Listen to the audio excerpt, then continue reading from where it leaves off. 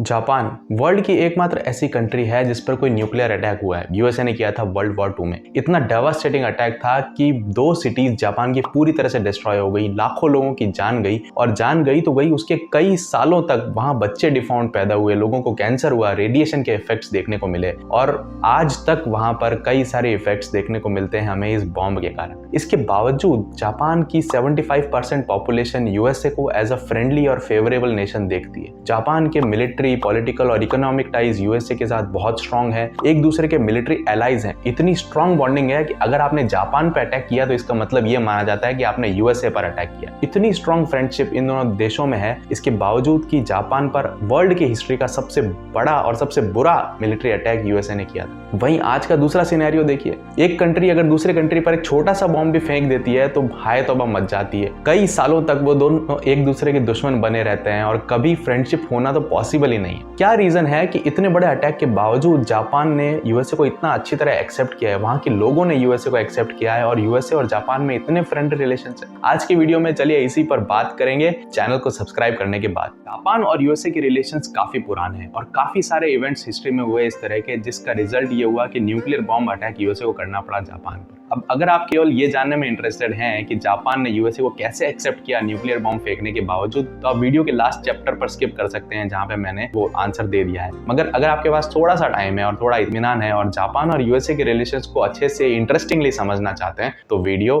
शुरू से लेके एंड तक देखिए। Choice is yours.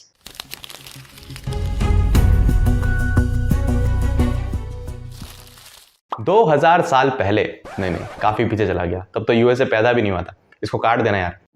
150 साल पहले यूएसए और जापान के रिलेशंस बनना चालू हुए थे, जब जापान में एम्परर्स का रूल हुआ करता था और जापानीज एम्परर्स ने यूएसए के साथ में टाइज की थी ताकि वो अपने जापान को मॉडर्नाइज कर सकें। यूएसए ने जापान में इंडस्ट्रियल रिवॉल्यूशन लाया, वहां पे modern methods, modern weapons, modern warfare, politics को इंट्रोड्यूस किया, और ये सारे नए मॉडर्न वर्ल्ड के कॉन्सेप्ट जापान एक्सेप्ट कर रहा था। जापान हिस्ट्री में ऐसा नेशन है जिस पर कभी किसी देश का रूल नहीं रहा, यानी वो हमेशा इंडिपेंडेंट रहा है, मगर इसके बावजूद डेवलप करने के लिए उन्होंने दूसरे देश के साथ अलायंस किया। अब जापान में एक ग्रुप था जिसको ये चीज अच्छी नहीं लग रही थी, और जो जापान के हजारों सालों से प्रोटेक्टर रहते आए थे, जापानीज एम्परर के नीचे रहकर उन्होंने जापान के लिए हर लड़ाई लड़ी थी, और जो काफी फेमस लोग हैं उनको बोलते हैं समुराइज। अब समुराइज को ये बात पसंद नहीं आई कि मॉडर्नाइजेशन क्यों हो रहा है, और वो भी अमेरिका के साथ में, और वो अपने पुराने कल्चरल हेरिटेज, अपनी शिक्षा पद्धति को लूज करने से घबरा रहे थे, तो उन्होंने अपने ही एम्परर के अगेंस्ट लड़ाई छेड़ दी। जापानीज गवर्नमेंट और अमेरिकन आर्मी ने मिलकर समुराइज के खिलाफ लड़ाई लड़ी और एक एक करके सारे समुराइज का सफाया कर दिया। बहुत ही इंटरेस्टिंग मूवी इसके ऊपर बनी है, the last samurai, Tom cruise की मूवी है, ऑसम मूवी है। आप लिंक इन डिस्क्रिप्शन चेक कर सकते हैं और जाके जरूर देखना इस वीडियो के बाद। तो अब जापान के मॉडर्नाइजेशन में यूएसए का काफी इंपॉर्टेंट रोल था। वैसा रोल नहीं था जैसा ब्रिटिशर्स का रोल था इंडिया के मॉडर्नाइजेशन में, बल्कि एक फ्रेंडली और एक कोऑपरेटिव डेवलपमेंट का रोल था। बहुत ही अच्छे रिलेशंस थे, इतने अच्छे रिलेशंस थे कि वर्ल्ड वॉर 1 जो 1916 में शुरू हुई थी, उसमें जापान और यूएसए ने मिलकर जर्मनी के खिलाफ लड़ाई लड़ी थी और 1919 में जीती भी थी। मगर सिचुएशन गड़बड़ होना चालू हुई 1919 के बाद में। Japan as a super power emerge कर रहा था एशिया में। जापान के कंपैरिजन में कोई भी एशियन नेशन खड़ा नहीं हो सकता था। अब वर्ल्ड वॉर 1 जीतने के बाद में जापान की ये डिमांड्स थी कि जर्मनी की जो भी टेरिटरी थी, जो एशिया पर जर्मनी कब्जा करके बैठा था, वो सारी टेरिटरीज जापान को दे दी जाए, जिसके अंदर एक बहुत बड़ा हिस्सा था चाइना का। अब ये बात यूएसए को पसंद नहीं आई थी। वेस्टर्न वर्ल्ड ये चाहता था कि इन स्टेट्स को इंडिपेंडेंट कर दिया जाए। यहाँ उनकी दोगुली पद्धति थी। एक तरफ तो यूरोपियन नेशन जैसे कि ब्रिटेन, फ्रांस, पोर्चुगल, ये सब एशिया में अलग अलग कंट्रीज पर अपना कब्जा करके बैठे थे। सबसे बड़ा एग्जांपल इंडिया, बांग्लादेश, पाकिस्तान और बाकी सब नेशंस। और दूसरी तरफ वो ये चाहते थे कि कोई भी एशियन नेशन इतना ताकतवर ना बने कि वो दूसरी कंट्री के ऊपर कब्जा करे। अब ये दोगुली पद्धति जापान को पसंद नहीं आई, और जापान अपने आप को एक सुपर पावर मान चुका था, और वो ये चाहता था कि Asia is for the Asians, यानी एशिया पर अगर किसी कंट्री का रूल होगा तो वो एशियंस का होगा। और जापान सुपीरियर था अभी, उनकी प्रैक्टिसेस, उनकी देशभक्ति, उनकी वैल्यूज काफी ऊंची थी यूरोपियंस के मुकाबले में। इसी कारण जापानीज एम्परर्स ने अपने एक्सपेंशनिस्ट एटीट्यूड को बरकरार रखा और उन्होंने अलग अलग कंट्रीज पर कब्जा करना शुरू कर दिया। अब ये कब्जा करने वाली बात ब्रिटिशर्स को पसंद नहीं आई, और दूसरी तरफ जापान यूरोपियन कॉलोनीज के अगेंस्ट भी था, और ये चाहता था कि यूरोपियन नेशंस ने जिन भी देशों पर कब्जा करके रखा है वो कब्जा हटे और उनको इंडिपेंडेंट कर दे या फिर जापान के अंडर कर दे। तो ये चीजें भी उन्हें पसंद नहीं आ रही। जापान ने इंडिया के फ्रीडम स्ट्रगल में एक सबसे बड़ा रोल प्ले किया था। उन्होंने इंडियन नेशनल आर्मी यानी कि आजाद हिंद फौज बनाने में सुभाष चंद्र बोस की मदद की थी, जो बात ब्रिटेन को बिल्कुल पसंद नहीं आई, जो बात यूएसए को बिल्कुल पसंद नहीं आई, और ये दोनों देश जापान के एकदम एंटी हो गए थे। अब वर्ल्ड वॉर 2 के अंदर सिचुएशन इतनी खराब हो गई कि जापान ने इन डिमांड्स के चक्कर में जर्मनी और इटली से हाथ मिला लिया यूएसए और बाकी यूरोपियन नेशंस के अगेंस्ट, और एक फ्रंट में तो थे यूएसए यूके और दूसरे फ्रंट में थे जर्मनी और जापान, और विश्व युद्ध 2 शुरू हुआ। अब वर्ल्ड वॉर 2 में यूएसए ने पार्टिसिपेट करना शुरू नहीं किया था, मगर यूएसए अपनी आर्मीज को, अपनी नेवी को प्रिपेयर कर रहा था in case of a possible attack, और इस प्रिपरेशन के चक्कर में जापान को यह लगा कि यूएसए उन पर अटैक करने वाला है, तो उन्होंने पर्ल हार्बर पर यूएसए की नेवी पर एक बहुत बड़ा अटैक किया, जिसके कारण यूएस नेवी डेवास्टेट हो गई। इस पर भी एक बहुत अच्छी मूवी बनी है, मैं मूवी रिकमेंडेशन ज्यादा कर रहा हूँ, सॉरी, बट पर्ल हार्बर नाम की मूवी काफी इंटरेस्टिंग है। आप देख सकते हैं कैसे जापान ने यूएसए पर अटैक किया था, इसमें बताया गया। तो anyways, back to the video. Japan ने यूएसए के ऊपर जब अटैक कर दिया, तब इन दोनों के रिलेशंस बहुत बिगड़ गए और वर्ल्ड वॉर 2 के अंदर दोनों में घमासान चालू हो गया। अब वर्ल्ड वॉर 2 खत्म होते होते जापान ने कई सारी एशियन कंट्रीज पर अपना कब्जा कर लिया था। ये मैप देखिए, मलेशिया से लेके इंडोनेशिया और फिलीपींस तक जापान का कब्जा था, और आधा चाइना भी जापान के कब्जे में आ चुका था। ये देखकर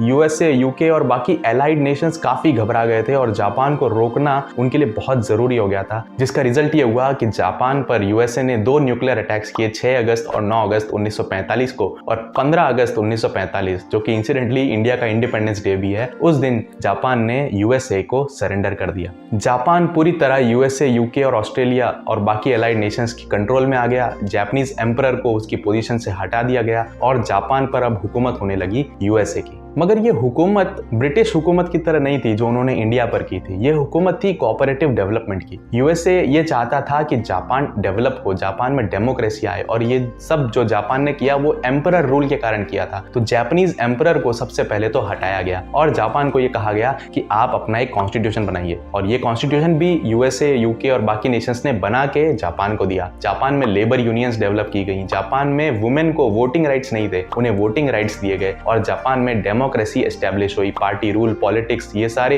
इंफ्रास्ट्रक्चर को एस्टेब्लिश किया गया, और जापान को इस केपेबल बनाया गया कि आगे से वो अपना गवर्नमेंट खुद चला सके, और जापान को अपने हाल पर छोड़ दिया गया। मगर इसके साथ ही यूएसए को ये डर कॉन्स्टेंटली था कि जापान फिर से मिलिट्री एग्रेसिव ना बन जाए, इसीलिए आर्टिकल 9 कॉन्स्टिट्यूशन में डाला गया जापान के, जो ये कहता था कि जापान किसी भी तरह की मिलिट्री पावर को डेवलप नहीं कर सकता, यानी कि जापान के पास मिलिट्री होगी नहीं, और उसे जो भी मिलिट्री असिस्टेंस चाहिए वो यूएसए देगा। यूएसए जापान को अपनी टेरिटरी समझकर प्रोटेक्ट करेगा। अब 1952 में जापान को आजाद कर दिया, पूरी तरह से जापान की गवर्नमेंट को उनके सुपुर्द कर दिया। मगर इसके बाद में एक और डेवलपमेंट हुआ, यूएसए और रशिया के बीच में कोल्ड वॉर। तब यूएसए को रियलाइज हुआ कि जापान को भी अपनी मिलिट्री डेवलप करनी पड़ेगी, और धीरे धीरे आर्टिकल 9 को अबॉलिश करके जापान को उनकी मिलिट्री डेवलप करवाई गई। वहां की लेबर यूनियंस को थोड़ा कम किया गया, कम्युनिस्ट एटीट्यूड को थोड़ा सप्रेस करके डेमोक्रेटिक रिपब्लिक और थोड़ा कैपिटलिज्म, इंडस्ट्रियलाइजेशन में जापान का सपोर्ट किया। कुल मिलाकर यूएसए ने अपने न्यूक्लियर अटैक्स वाला एटीट्यूड नहीं रखा, जापान को एज अ फ्रेंडली नेशन समझा, और हर स्टेप पर जापान का डेवलपमेंट में साथ दिया। ब्रिटेन और इंडिया के एकदम अपोजिट रिलेशंस थे दोनों के बीच में। इसी कारण जापान ने यूएसए को काफी अच्छे से एक्सेप्ट किया। पहले का जापान और बाद के जापान में बहुत फर्क था, क्योंकि पहले के जापान को एम्परर चला रहे थे, और पब्लिक विश को, लोगों के ओपिनियन को इतनी वैल्यू नहीं दी जाती थी। मगर डेमोक्रेटिक जापान में लोगों की वैल्यू को अहमियत दी जाने लगी। लोग यूएसए के सपोर्ट में थे, वर्ल्ड वॉर 2 के सपोर्ट में लोग नहीं थे, और इसी कारण जापान और यूएसए के रिलेशन सुधरते चले गए। आज के दौर में भी यूएसए की मिलिट्री की प्रेजेंस जापान में बहुत ज्यादा है, और जापान पर अगर आज भी किसी कंट्री ने अटैक किया तो यही समझा जाता है कि यूएसए पर अटैक हुआ है। एक भी अटैक होने पर यूएसए मिलिट्री आकर खड़ी हो जाएगी जापान के साथ में। मगर फिर भी जापान धीरे धीरे अपनी मिलिट्री को एक्सपैंड कर रहा है, अपनी मिलिट्री पावर को बढ़ा रहा है। क्यों बढ़ा रहा है? क्योंकि एशिया में अब एक नया गुंडा आया है, जिसका नाम है चाइना। तो दोस्तों, हमें भी एकजुट होना होगा, इंडिया को भी चाइना के खिलाफ लड़ना होगा। द क्यूरियस कोबरा को सब्सक्राइब करना होगा, वीडियो को लाइक करना होगा, और कमेंट में तारीफें भी करनी पड़ेंगी, क्योंकि अगली इंटरेस्टिंग वीडियो हमें देखनी है।